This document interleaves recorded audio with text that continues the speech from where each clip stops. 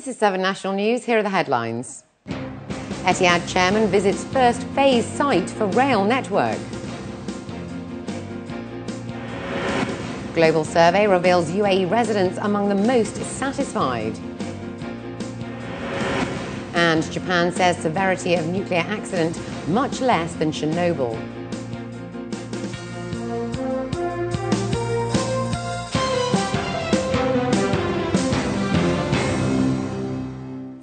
And in our top story, Etihad's chairman and vice chairman visited the western region of Abu Dhabi for a site inspection of the first phase of the UAE's first railway network. Chairman of the Board of Directors, His Excellency Nasser Al Suwaidi, and Vice Chairman, His Excellency Matar Al Taya, were recently joined by officials to collaborate with planners and community members in preparation of the first phase.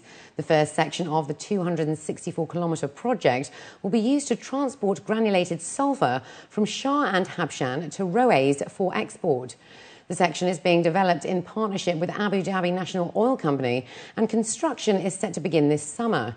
Etihad's Rail Executive Director said that they have completed various technical and engineering studies, as well as design and elements for the phase. He added that they are now moving from the planning stage to the implementation of the first route. A global survey has revealed that UAE residents are most satisfied with their lives in the country, ahead of those living in Britain, France, Germany, Singapore, Hong Kong and Italy. Gallup's recent global survey reveals that the UAE ranks 16th in terms of resident satisfaction. 55% of UAE residents say they are thriving, compared to 54% in the UK, 44% in Germany, 42% in France, and 37% in Italy and Singapore. For the region, Qatar came in second, recording 53%, followed by Kuwait with 45% of residents thriving, Saudi Arabia with 43%, and then Bahrain at 27%. Top of the global list was Denmark, with 72% of respondents expressing satisfaction, followed by Sweden and Canada, who were joint second, and then Australia. The regional winners of the Gulf Imagine Cup 2011, which concluded at the American University on Monday in Dubai, were revealed. After an intensive yet passionate competition amongst university students, including team finalists from Kuwait, Oman and the UAE, the Omani team Edunology from Sultan Qaboos University celebrated their first place finish in the regional finals for their project Help Me Educate Others. Second place went to the SWAP team from the American University of Kuwait for their project Revolutionary Reporting System. And the third runner-up was the Hex Pistols team from the University of Wollongong in Dubai for their project Mummy Care. The Imagine Cup is Microsoft's initiative to encourage young people to apply their imagination and creativity to technology innovations that can make a difference and address real-world issues. The feedback from everyone who participated today, most important, we feel like the excitement and the passion that the students have.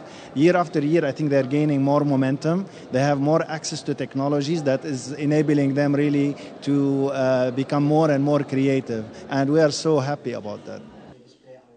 The competition has encouraged students to use technology, innovation and creativity to help solve some of the world's most challenging social issues, which are outlined in the United Nations Millennium Development Goals.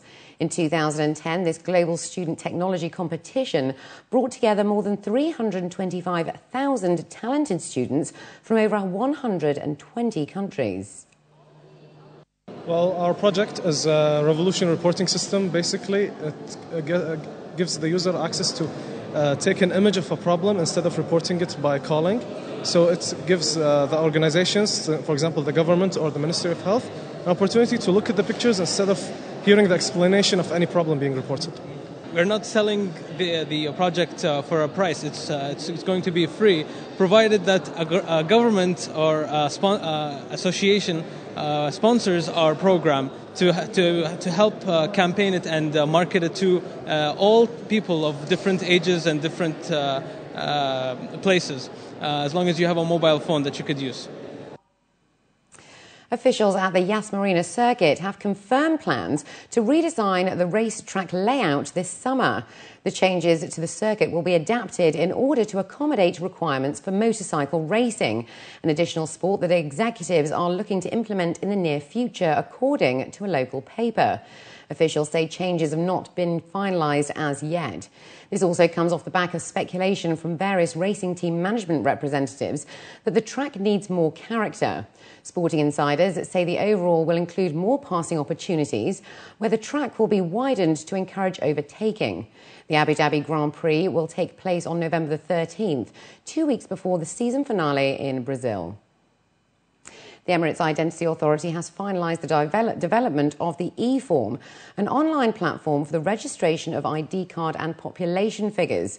The platform comes off the back of public feedback in upgrading its services to the public. The new form includes a section for remarks, and the ID Authority is calling on its customers to ensure their phone numbers are correct. This is the main means of communication between the authority and its customers for the delivery of ID cards. And looking abroad now, Japan's Chief Cabinet Secretary Yukio Edano said today that the Fukushima nuclear accident is different from Chernobyl. Tuesday marks the 25th anniversary of the Chernobyl accident, after Chernobyl's number 4 reactor exploded on April the 26th, 1986. Highly radioactive fragments spread to large parts of Europe. Before works on the concrete cover could begin, highly radioactive debris had to be removed from the area around the reactor and from its roof. Edano said Japan was able to deal with the situation better. However, he said the radiation leakage amounts to 1/10 of that of Chernobyl, which is not small. Additionally, containing radiation from the damaged nuclear reactors in Fukushima may take considerable amounts of effort. Colombians living just north of Bogotá continue to feel the effects of heavy flooding as they struggle to find shelter and protect what belongings they can save. A recent spate of heavy rains has caused rivers to overflow their banks, submerging homes and streets in many communities in the northern part of the Bogotá savannah. The torrential rains have kept most of Colombia on high alert. Colombian President Juan Manuel Santos toured the devastated area of Cajica on Easter Sunday. Meanwhile, Colombian weather agencies have said the rain could continue into June, though they expect lighter rainfall compared to records seen in April so far. And up next, we have the day's business news, so stay with us.